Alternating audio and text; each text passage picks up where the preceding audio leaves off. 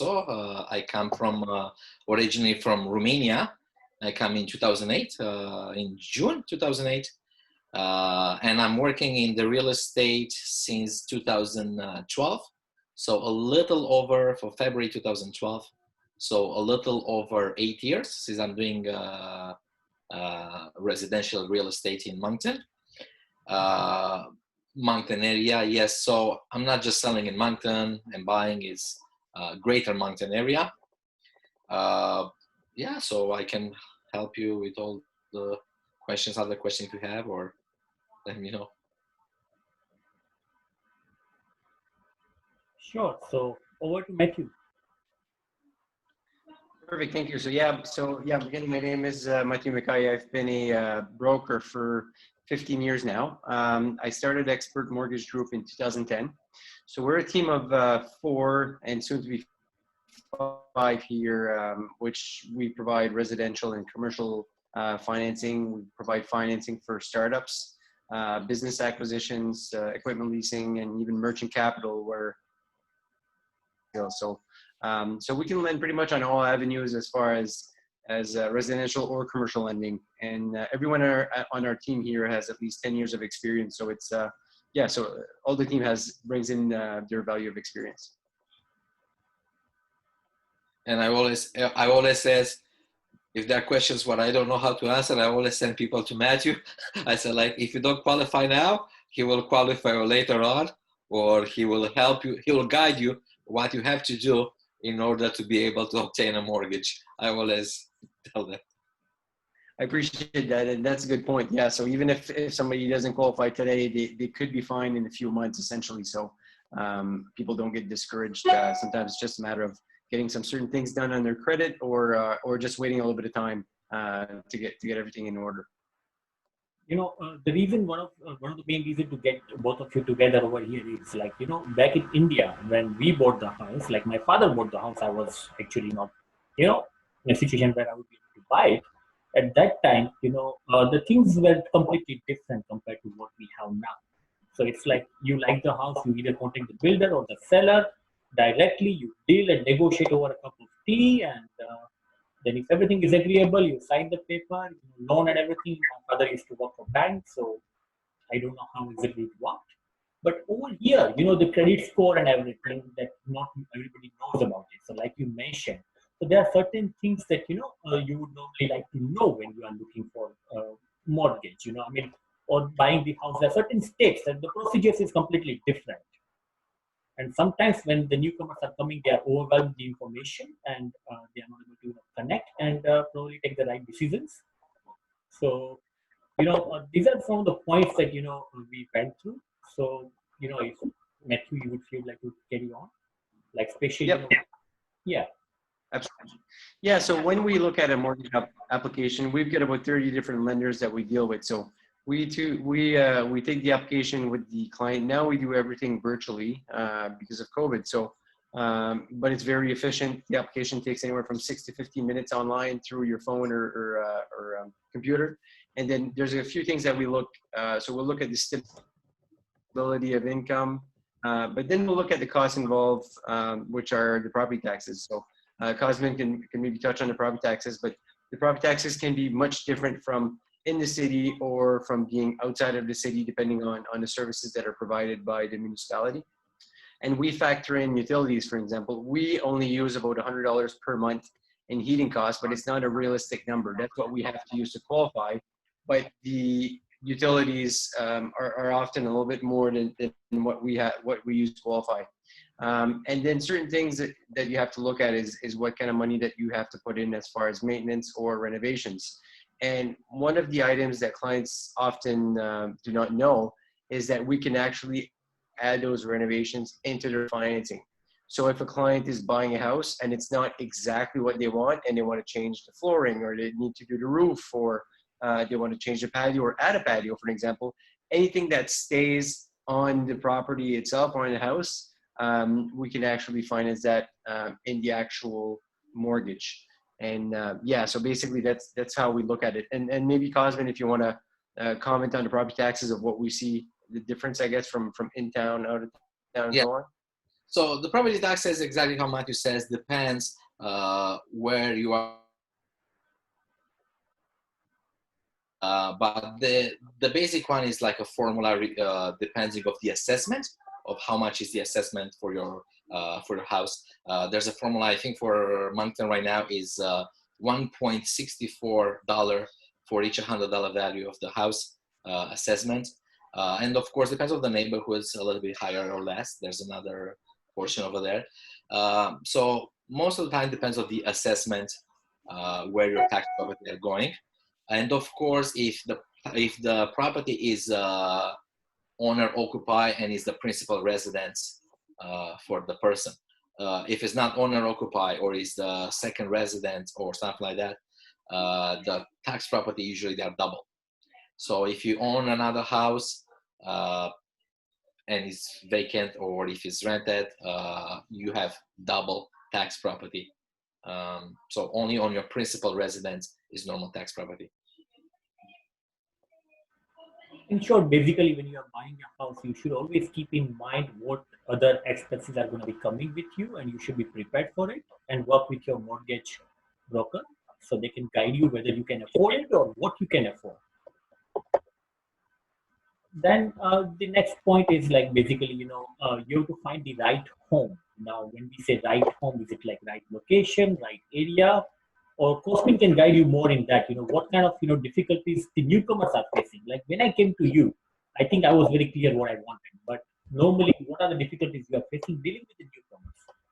Well, it depends of every family situation. So it depends of every family situation. For example, a family who has kids, they might want to be closer to a school. If these kids are going to French school, we might want to be in the area or closer to a French school. If they don't have kids, it's a different situation. So everything depends of the family needs. Because what works for my family, it might not work for your family or for someone else. Maybe you have an older couple. Maybe they don't want two-story homes with a lot of stairs, so they don't have to go up and down on the stairs all day long. It's the same with the size requirements. Depends how big is your family. If you have 1, 2, 3 kids or so on, so on. What I do personally, that's the first thing, what I ask the family. Tell me about your situation. You have children or you don't have children? Do what's your budget and so on, so on. And then I will ask to see what the client is looking for. But in the same time, I like to show, for example, if you come to me and you say, I'm looking for a detached home in Moncton North, I'll say, okay, sure, but I will show you detached home for sure. But what I will do, I will also ask you if you want to see a semi-detached, just as an example. Because many times we think we really want that type of home, and we see another home and it was like, oh, actually I think this one might work better. It happens a lot, even for me. Sometimes, when I buy my own house, I was looking to buy a bungalow. I want a bungalow and I don't care for other houses. Well, I end up with a 2-story home. So, but I always talk with my clients and says, put it on the paper, what absolutely must and what you might go away with. For example, you might say it's an absolutely must to have a garage or a finished basement. And then you might say like, nah, if I have trees behind my backyard, they'll be wonderful. Or if I'm, in that neighborhood, they'll be wonderful, but I don't mind the other area also. And then we have a better picture of what we're looking for as a location, style of home, and so on, so on. So we can guide you towards the right home. I really like that point you mentioned, having a checklist. But there is one more thing I recommend because I personally felt that it was required: wish list and checklist. Wish list means what you want, and checklist means what it has. Because I remember you showed me like 5 houses. I wanted to see only 2, but you wanted to make sure I see 5. So I kind of confirmed. That actually helped me to decide why my decision was right. But we saw 5 houses. And, by the time we signed the paperwork and everything, I actually forgot. I thought the washer and dryer in this house is in the basement, but it was actually in the other house. So sometimes when you see 5 houses, you don't remember what you saw. Like unlike in India, we would see only one house and we try to take a quote out of it. Over here, it's different, So because we are not working with one person for all 5 houses. Here, I'm working with you only. So that's why it was better. It's better to keep a checklist. That this house is this year, this house is this year. Only if you want to take photos are there, but small details. Yeah, and I always say, well, I can tell you the advantages of this house, and I can tell you some of the disadvantages one might have. I might give you an example. I can tell you an advantages in on a house being on a court if you have small children, because they can play a little safer. There's not so much traffic with the cars being on a court, and I can tell you, well, that's one a big advantage. But if you have the same house on a busy street, let's say in Salisbury Road, I might say, well, that's a little bit of disadvantage here because your kids, they cannot play on the front row, obviously, because of the danger of the cars. So each house is coming with advantage or disadvantage. But how I say it's for everyone else. Sometimes we have couples where they say, well, I don't care for a busy street or not because I don't have small children. But other people looking for a dead end road or something like that.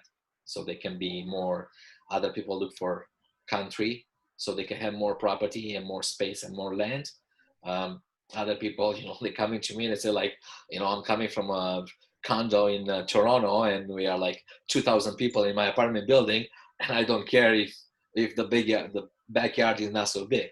So it's about everyone's situation, what everyone needs.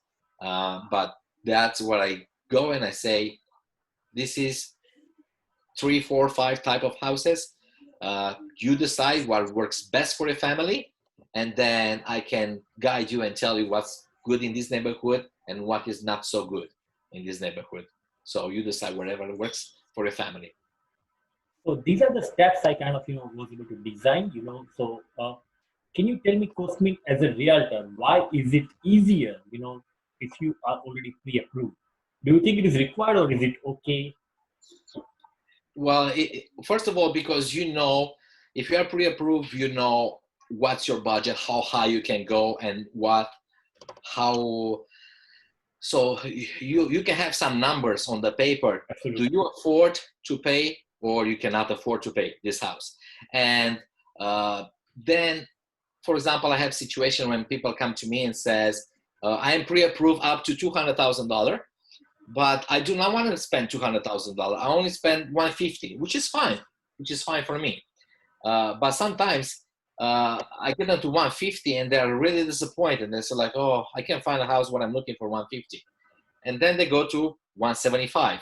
But I know they are pre-approved in that. And if we put an offer, we feel comfortable that the offer going to be accepted and that they are able to make the monthly payments. They're not going to struggle with the monthly payments because that's the whole process. Can you make the monthly payments and have a life in the same time, not just struggling with the money? If you think you're going, just give an example. If you're paying rent right now, and maybe you're paying rent, let's say $1,000 per month, just an example. If you get a mortgage and tax property and so on, which is around $1,000 also, you're absolutely fine if you don't struggle now.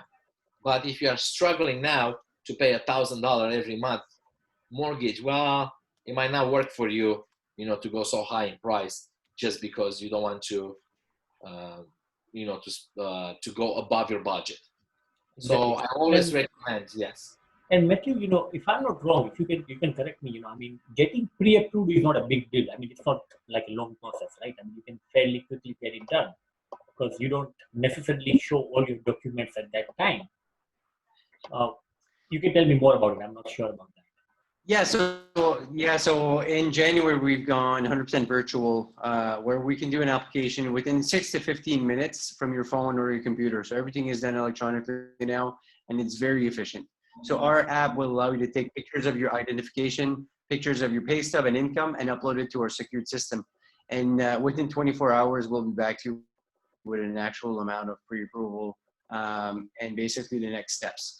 So once we finalize the pre-approval, you'll know exactly what your payments are, what kind of rate options you're looking at, down payment, and so on. So the minimum down payment is 5%, but basically you'll know exactly what that number represents and how much that you should have aside for closing costs and so on.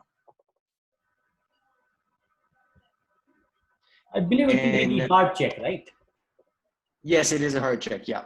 Yeah. And the reason, like, there's some institutions that don't do a full pre-approval. They just look at numbers. For us, we always complete a hard check and a full pre-approval, because the last thing we want to do is send you shopping and get you all excited about a house. And then it comes back and there's something that we haven't looked at or we haven't seen.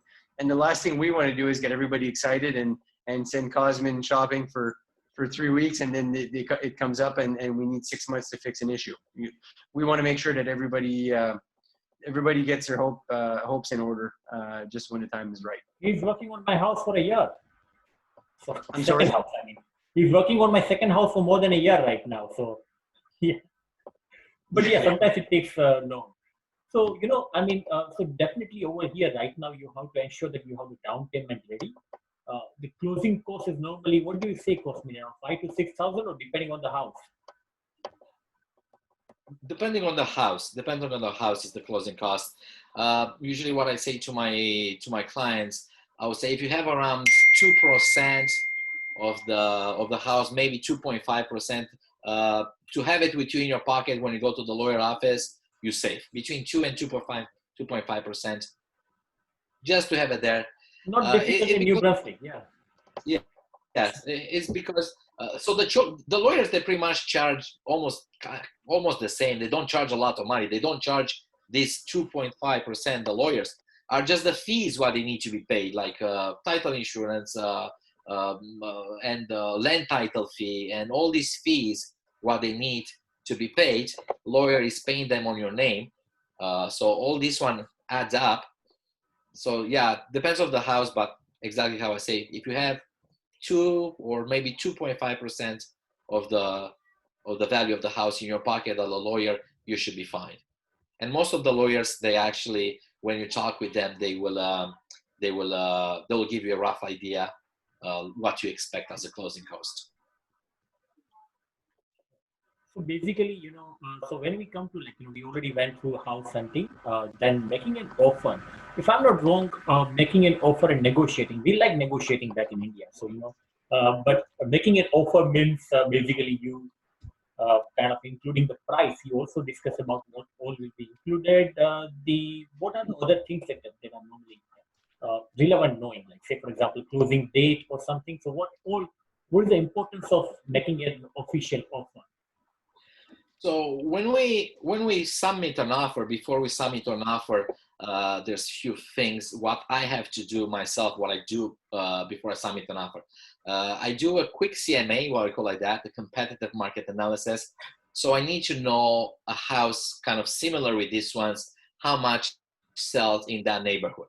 So because sometimes, we might make mistakes. I just give you an example. If a house is $200,000 in this neighborhood, now I saw the house inside, I know how it looks like. So I can go back and I'll make some adjustments and I will see, okay, for how much, let's say a 3 bedrooms, 2 baths sell in this neighborhood, a 2-story home, for example. I think online website also, you can see the government website and see what are the houses sold at the close by, and yes, how many times that house has been sold at what cost as well, right? Yes, I can see that. I can see that for sure. And we do the adjustments because maybe this house has a mini split. Maybe this one doesn't have a mini split. So we add and we take value over there. And that's how we pretty much try to understand. And sometimes personally, when I'm ready to prepare an offer for a house, and if I see it's a big gap or something like that, I always call the other realtor if I represent the buyer. And I ask, not without being disrespectful, but I ask, okay, I'm looking at some numbers here and they don't really match. Is there anything what I'm missing? For example, I might say, you ask 200,000 when the houses here, they sell for 160, 170. Am I missing something and I don't know, or, I don't want to offend or. Hey, no two options are same, but you're right. Explain to me, okay, I don't know, maybe they say the heating system is actually geothermal system and can cost, you know, $20,000. And I'm like, oh, okay, sorry, I didn't see that. So that's a value, right? But other than that, this is pretty much how we put the offers in place. And of course, there's other situation. If you are in a multiple offer situation or you're not in a multiple offer situation, everything is judged at the table in that day. For example, exactly how you say moving date. Sometimes people, they say, oh, I will be ready to close in 3 months, when the seller maybe want to move in 1 month. Well, the price is not always just the price. You know, there's other things what need to be negotiated. Many times people think, oh, I'm just going to negotiate the price and fridge and stove and that's it. No, there's closing costs, there's closing day and other things what they need to be addressed. For example, I just have a property recently right now. We put an offer on it, and the floors in the living room, they was really in a bad shape. They have a big dog and they were scratching the floors. One part of the negotiation, it was the seller to redone the floors on the first level because they were so scratched. That was a part of the negotiation. The buyer didn't want to buy the house and then have to hire the company and do the floors and so on and so on. So all kind of these can become a part of the negotiation. Sure. So moving preparation, I mean, when we say moving preparation, we understand like, taking the bags and making sure everything is done. But over here, there is more to that. Like you have to ensure that, you are kind of calling people ahead, getting the electricity and everything under your name. So what are the other things that you should keep in mind when you are preparing to move?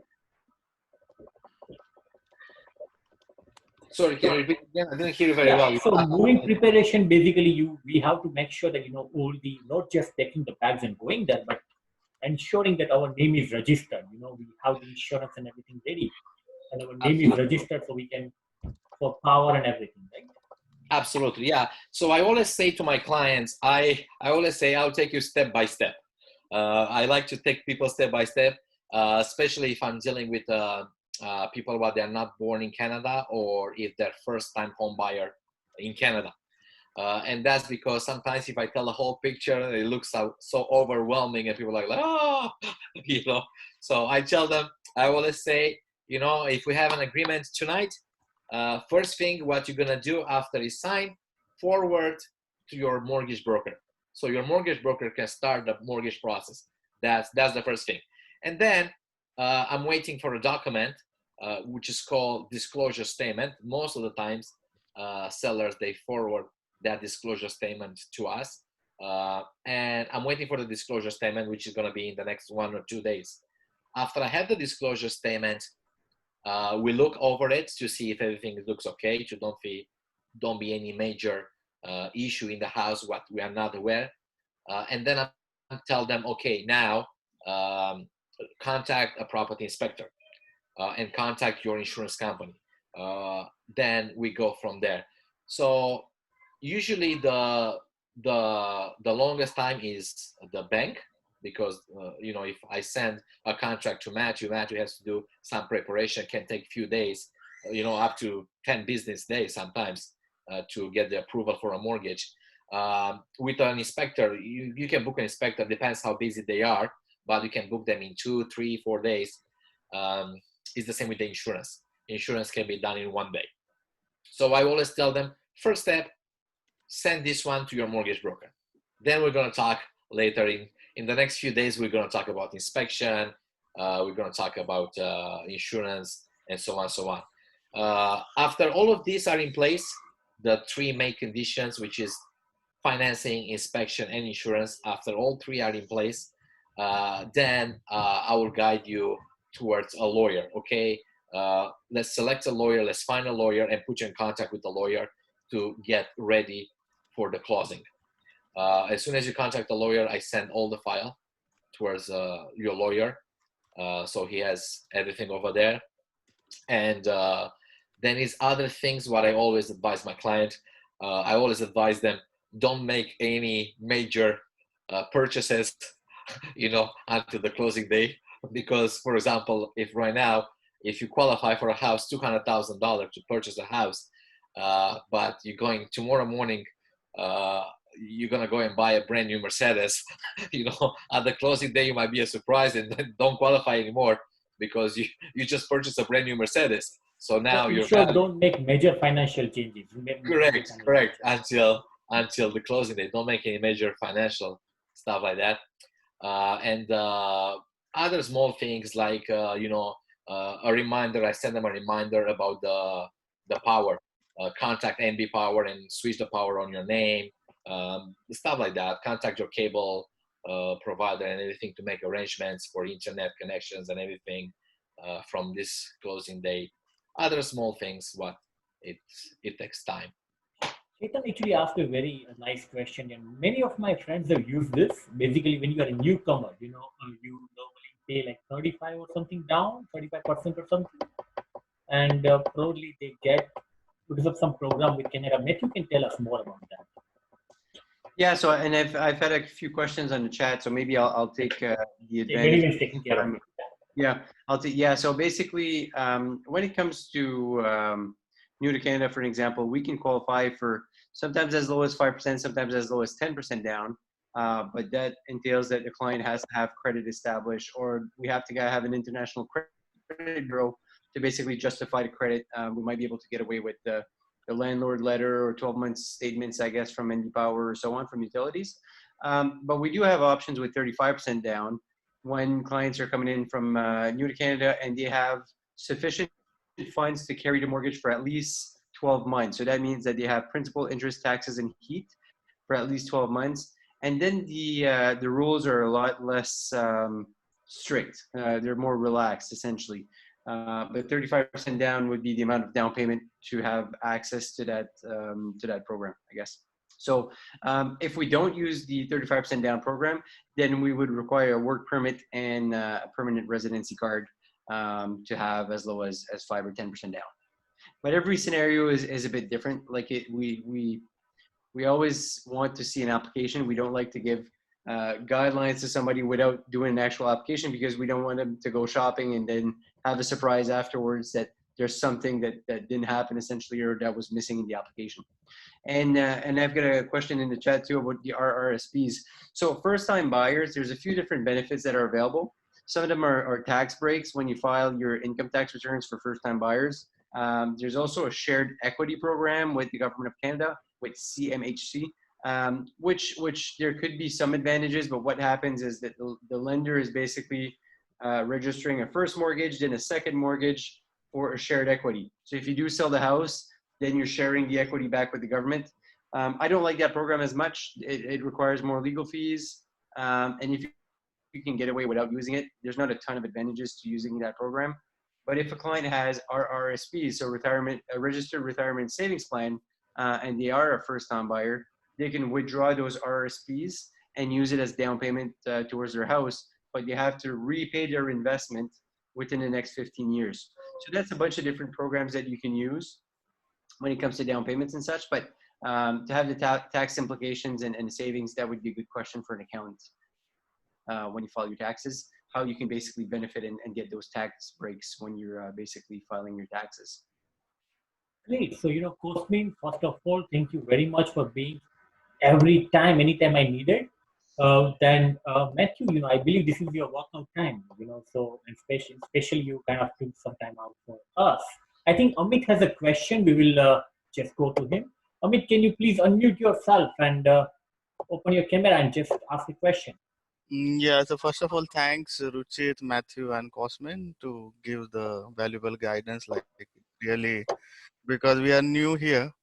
So I just summarize, one thing I just want to know, whether there are any fines. For an example, I purchase a house and I'm not thinking to live in Canada for longer period of time. So after 3-4 years before the mortgage close up, I want to sell the house. So there are any fines for that? Yeah, so that would be included in your mortgage contract that you would have signed with your lawyer. The best way would be to contact your financial institution and ask what the prepayment penalty would be. There's two different types of mortgages. There's closed mortgages, which is the most popular one, and there's open mortgages. We don't do open mortgages very often because the rates are so high. Like I had a client today with an open mortgage because they were transferring their mortgage and the rates were in the 6% interest rate. Oh, While anything that's fixed would be in 2.19% 5-year locked in right now. So most likely that there would be a penalty when you sell your house, but if you contact your institution, they should be able to tell you an approximate of what it would be, but it's always a minimum of 3 months interest penalty. Great. oh, yep. So thank you very much for that. And also wanted to add over here, Ketan has, finalized a nice place for us, where we can have not just an office, but a workshop area. So any newcomer, if you have any questions, the doors are open.